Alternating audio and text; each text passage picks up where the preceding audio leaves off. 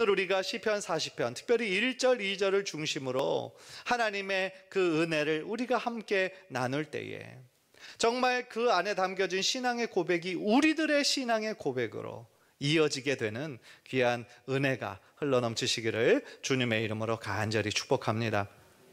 시편 40편은요, 저자가 다윗이라는 것만 우리들에게 알려져 있지 사실은 어떤 구체적인 상황 속에서 이 시편이 쓰여졌는지는 알려져 있지 않아요. 그래서 조금 그 부분으로는 좀 안타까운데, 그런데 분명한 것은 뭐냐면 다윗이 지금 굉장히 심각한 위기 속에 있었다라는 거예요. 심각한 위기와 어려운 환경 속에 있었는데 오랫동안 고통받다가 마침내 그 상황에서 구원받은 그 기쁨과 감격을 노래하고 있다라는 거죠. 그렇다면 이 시편을 통해서 우리가 무엇을 깨달을 수 있을까? 딱 한 가지만 제가 말씀드리려고 그래요. 그건 뭐냐면 기다리고 기다리는 자에게 하나님의 축복이 크다라는 거예요. 이 한 가지만 여러분들 꼭 기억하셨으면 좋겠어요. 기다리고 기다리는 자에게 하나님의 예비하신 축복이 엄청나게 크다라는 거예요. 여러분 1절 보세요. 내가 여호와를 기다리고 기다렸더니 귀를 기울이사 나의 부르짖음을 들으셨도다 그랬어요. 그가 얼마나 간절한 마음으로 하나님을 기다렸으면 단순히 기다렸다고 하지 않고 기다리고 기다렸더니 두 번이나 반복을 하겠어요. 정말 그가 정말 오랜 시간 동안 하나님의 도우심을 기다렸구나라는 것을 우리가 느낄 수 있는 것이죠. 그렇다면 그렇게 기다릴 수 있었던 이유가 무엇일까요? 왜 중간에 포기하지 않고 오랜 시간 동안 그렇게 하나님을 기다릴 수 있었을까요? 왜냐하면 하나님께서 반드시 그의 기도에 응답하실 것이라는 확신이 있었기 때문인 것이죠. 네. 그래서 다윗은요, 무엇보다도 자신이 처한 상황에서 자신을 구원해 줄 이는 오직 하나님밖에 없다라는 것을 그의 마음에 굳게 확신하고 있었기 때문이라는 거예요. 오직 하나님만이 모든 믿는 자들의 반석이시고 구원이시고 피난처가 되심을 그는 조금 더 의심하지 않고 확신하고 있었기 때문이다라는 거예요. 그럼에도 불구하고, 그 사실을 알고 있음에도 불구하고 하나님의 뜻을 기다린다는 것은 쉬운 일이 아니에요. 자신의 상황이 얼마나 힘들고 고통스러웠으면 부르짖는다라고 표현을 했겠어요. 여러분들, 우리 인생에 언제 부르짖습니까? 우리 힘으로 감당할 수 없는 슬픔과 고통의 시간을 지날 때예요. 도무지 이유를 알 수 없는 억울한 일을 당할 때 우리는 부르짖어요. 그 아픔과 슬픔을 우리들의 마음속에 꾹꾹 억누르고 있다가 어느 순간 그것이 터져서 우리의 울음이 되고 부르짖음으로 바뀌는 거예요. 그래도 1절에서 참 위로가 되는 것은 뭐냐면 우리가 하나님을 기다리고 기다릴 때 하나님께서 우리에게 어떻게 하셨어요? 귀를 기울이셨다는 거예요. 귀를 기울이시고 우리들의 부르짖음을 들으셨다라는 거예요. 얼마나 감사한 일입니까? 여러분, 오늘날 예전에도 그랬지만 많은 사람들이 대통령이 있는 대통령 집무실 앞에 가서 또 국회의사당 앞에서 광화문 광장에서 시위하는 사람들이 많이 있어요.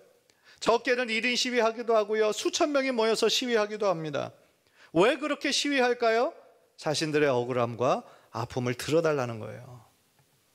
우리가 이렇게 힘든 상황 가운데 있는데 아무리 부르짖어도 사람들이 관심을 기울여주지 않는다는 거예요.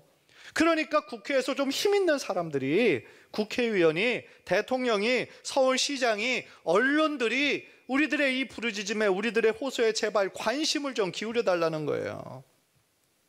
그런데 정말 그들의 호소와 부르짖음을 그들이 듣고 응답해 줄까요? 어떤 정책으로 반영이 돼서 그들의 삶이 달라질까요? 물론 어느 정도는 달라져요. 어느 정도는 반영이 돼요. 그런데 참 많은 경우는 그들의 그냥 호소와 부르짖음으로 끝날 때가 더 많은 것 같아요.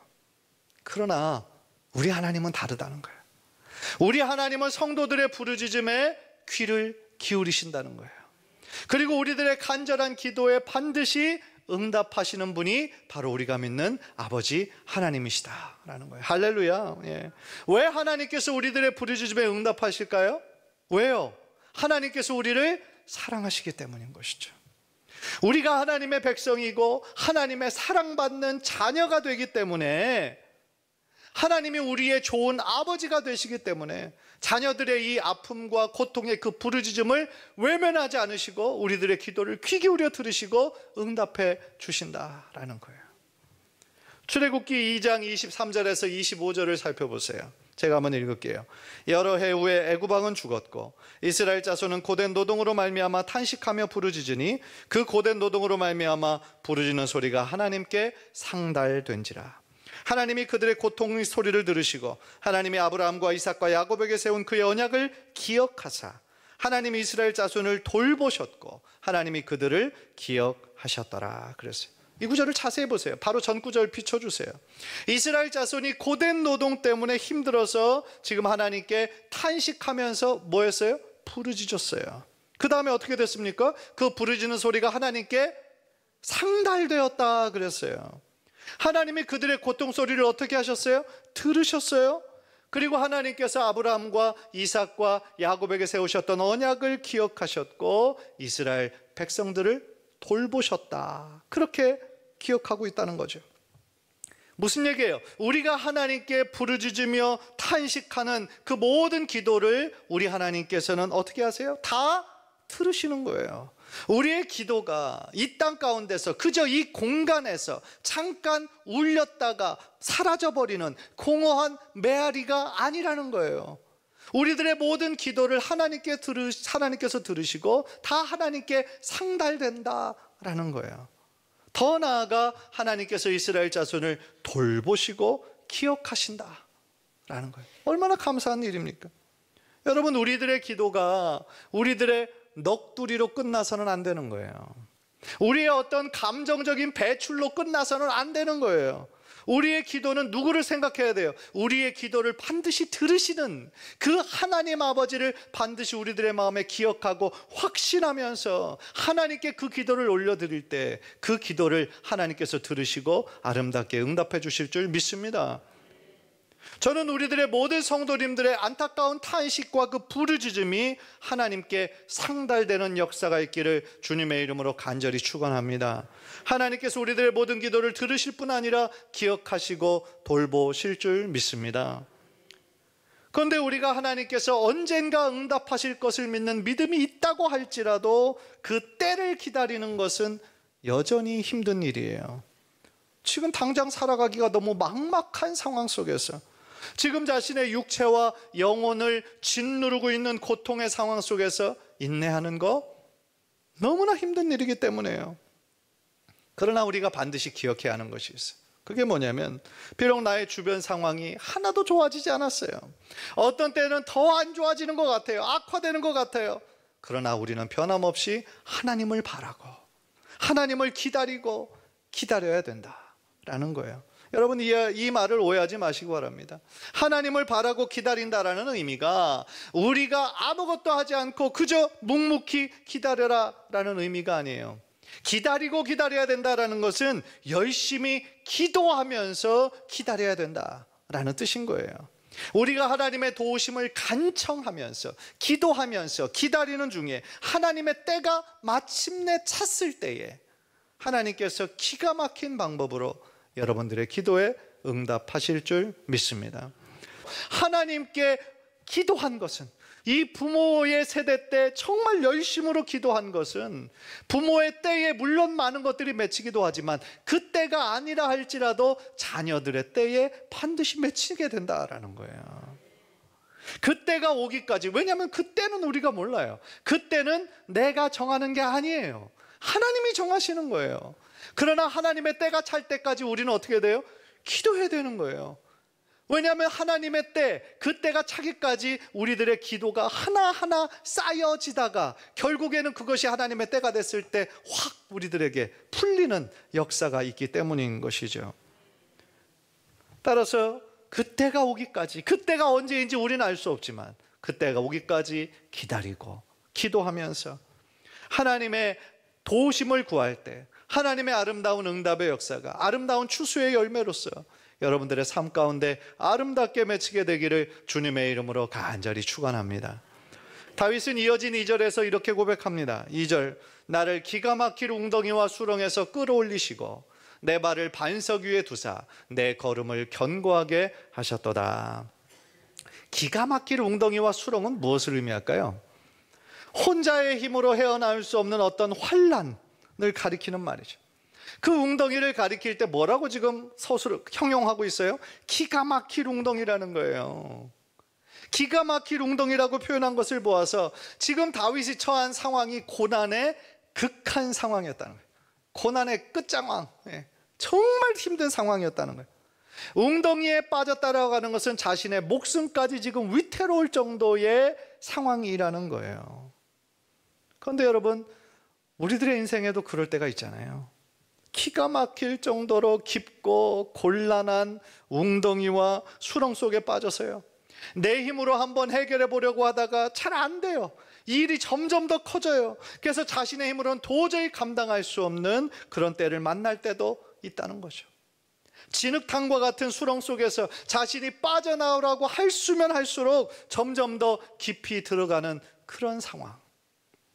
그래서 고대에서는요, 웅덩이와 수렁은 죽음을 상징하는 말이었어요. 웅덩이와 수렁은 죽음을 상징하는 거예요. 그러니까 지금 다윗은 정말 죽음의 위기 가운데 있었다라는 거예요. 그런데 하나님께서 다윗의 그런 상황에서 그를 어떻게 하셨어요? 건져내셨어요. 건져내셔서 반석 위에 세우셨다라는 거예요. 얼마나 감사합니까? 죽음과 같은 깊은 웅덩이와 수렁 속에 빠져있던 다윗을 하나님께서 어떻게 하셨어요? 끌어올려 주셨어요. 이 끌어올리다라는 표현을 들으면 여러분들 어떤 생각이 드십니까? 하나님의 그 전능하신 권능의 오른팔로 다윗에게 손을 뻗어서, 하나님께서 직접 손을 뻗어서 다윗이 그 하나님의 손을 잡고 깊은 웅덩이와 수렁 속에서 빠져나올 수 있는 그런 장면을 우리들의 머릿속으로 그리게 된다라는 거죠. 한번 그림을 한번 보여주시죠. 미국에서 지저스라고 하는 뮤지컬에서 나왔던 포스터의 장면이에요. 베드로가 물 위를 걸어오시는 예수님의 모습을 봅니다. 나도 그 물 위를 걷고 싶다라고 고백을 하죠. 예수님만 바라보고 그 물 위를 걸었을 때 기적이 일어나요. 빠지지 않고 물 위를 걷습니다. 그런데 옆에서 막 넘실대는 그 파도와 그 폭풍 속에서 갑자기 두려운 마음이 생겨요. 주님을 바라보던 시선이 그 주변의 환경을 바라보다 보니까 어떻게 됐어요? 물속으로 갑자기 빠져들기 시작하는 거죠. 그런데 그때 주님께서 어떻게 합니까? 믿음이 적은 자여, 그러면서 베드로의 손을 붙잡아 주시고 거기에서 건져내 주시잖아요. 끌어올려 주시잖아요. 사랑하는 성도 여러분, 하나님께서는요, 우리를 그 깊은 웅덩이와 수렁에 내버려 두지 않으세요. 그저 내버려 두지 않으시고 마침내 끌어올리시는, 마침내 건져내 주시는 분이심을 믿으시기를 바랍니다. 하나님께서 다윗의 팔을 붙잡아 주셔서 그 절망과 위기의 상황에서 건져내 주신 것처럼 지금 우리 성도님들도 하나님의 강한 오른팔로 붙잡아 주시고 그 상황에서 끌어올려 주실 줄 믿습니다. 하나님이 다윗을 끌어올려 주셨을 뿐만 아니라 또한 그를 안전한 반석 위에 세워주셨어요. 여기서 반석은 여러분 무엇을 의미할까요? 반석은요, 앞에 나왔던 웅덩이와 수렁과는 완전히 대조되는 그러한 표현이에요. 즉 여기서 말하는 그 반석은 안전한 피난처 대신 하나님을 지금 상징하고 있는 말인 거죠. 시편 62편 2절 보세요. 한번 다 함께 읽을까요? 시작. 오직 그만이 나의 반석이시요 나의 구원이시요 나의 요새이시니 내가 크게 흔들리지 아니하리로다. 아멘. 즉 자신의 발걸음을 하나님께서 안전한 반석 위에 두셔서 자신을 견고하게 해주셨다는 거예요. 다시 말하면 우리가 영원한 반석이신 하나님께 거할 때 우리들의 믿음은 어떤 환경과 상황에도 요동치지 않고 흔들리지 않을 수 있다라는 거예요.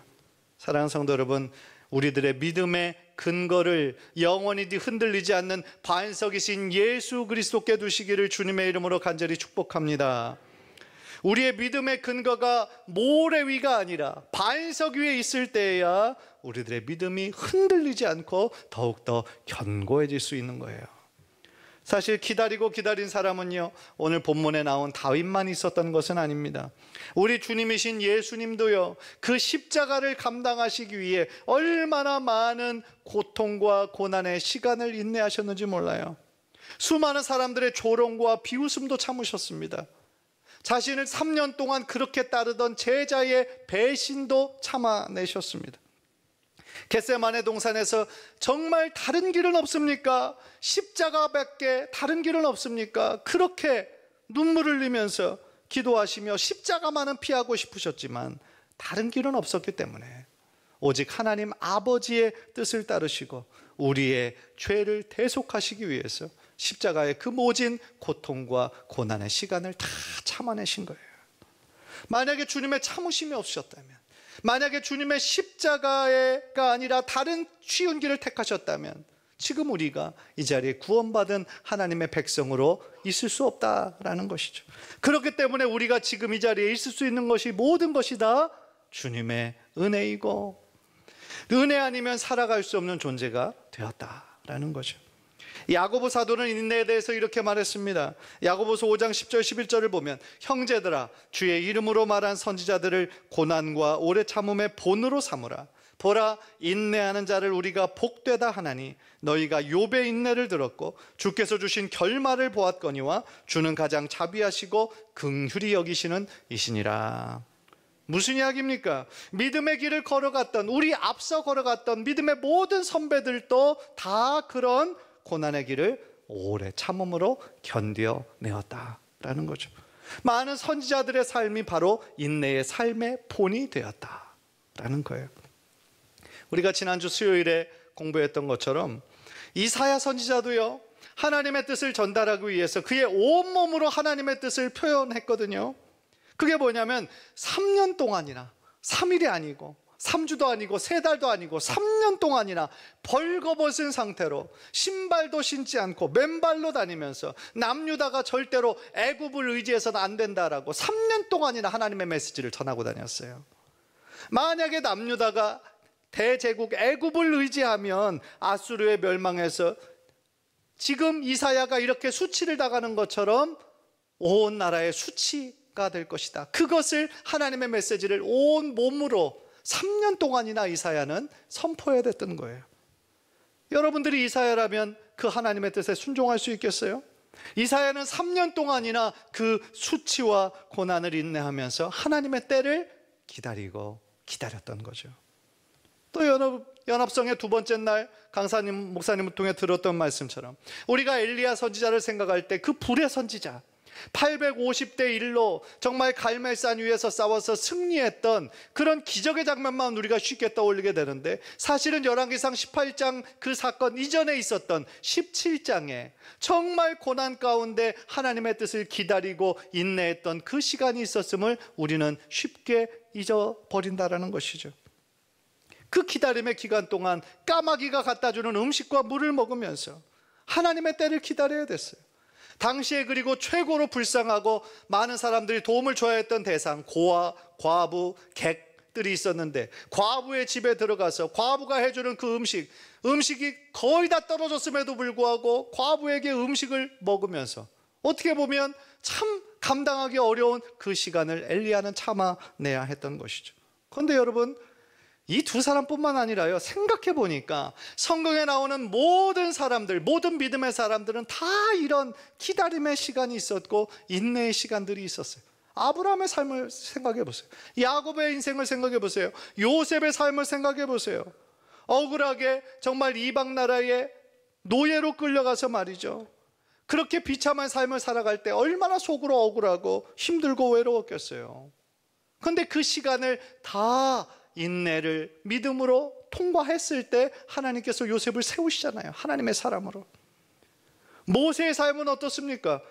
애굽의 궁전에서 화려하게 40년을 살다가 자신의 말 한마디면 뭐든지 다 할 수 있는 권력의 최고 끝에 서 있다가 갑자기 살인자가 돼서 미디안 광야로 쫓겨나잖아요. 그리고 그곳에서 애굽 사람이 가장 가증히 여기는 목축업을, 양을 치는 일을 40년 동안이나 감당하고 있잖아요. 40년 동안 자신의 자아가 다 부서지고 자신의 힘으로 모든 것을 할 수 있다고 생각했던 교만이 다 꺾이고 모든 것을 다 내려놓게 하시고 하나님께서는 그때서야 이제 준비됐다. 40년 동안의 광야의 시간이 끝난 후에 하나님께서 모세를 들어서 하나님의 위대한 구원의 도구로 그를 사용하시잖아요. 그래서 이런 장면을 하나하나 묵상해 볼 때 하나님께서 우리 믿음의 사람을 세우시는 그 훈련 프로그램이에요. 하나님의 교육 커리큘럼에 반드시 이런 기다림의 학교가 있고요, 광야의 학교가 있다는 거예요. 하나님께서 우리를 믿음의 사람으로 졸업시키기 이전에 반드시 그런 기다림의 시간, 광야의 시간을 거쳐가게 하신다라는 거예요. 그리고 무엇보다 그 오랜 기다림의 끝에는 하나님의 엄청난 은혜와 축복이 기다리고 있다는 거예요. 기다림과 광야의 학교를 정말 졸업한 모든 믿음의 사람들에게 하나님은 잘했다 칭찬해 주시고, 참 네가 고생 많았다 위로해 주시고, 이제 그전보다 더 큰 은혜와 축복을 그에게 부어 내려 주신다라는 거예요. 그렇기 때문에 야고보 사도가 인내하는 자가 복되도다 그렇게 말씀하셨다는 거예요. 사랑하는 성도 여러분, 우리가 정말 본받아야 될 신앙의 모습은 바로 이런 인내의 신앙입니다. 왜냐하면 하나님께서는 끝까지 기다리고 인내하면서 하나님의 도우심을 기다리는 자들에게 반드시 응답해 주시는 분이시기 때문입니다. 간절히 바라기는 주님께서 우리들의 기도에 반드시 응답하신다는 그러한 확신과 소망을 가지고 그때까지 낙심하지 말고 포기하지 말고 끝까지 하나님을 붙잡는, 하나님께 기도하는 우리 귀한 성도님들 모두 되시기를 주님의 이름으로 간절히 축원합니다.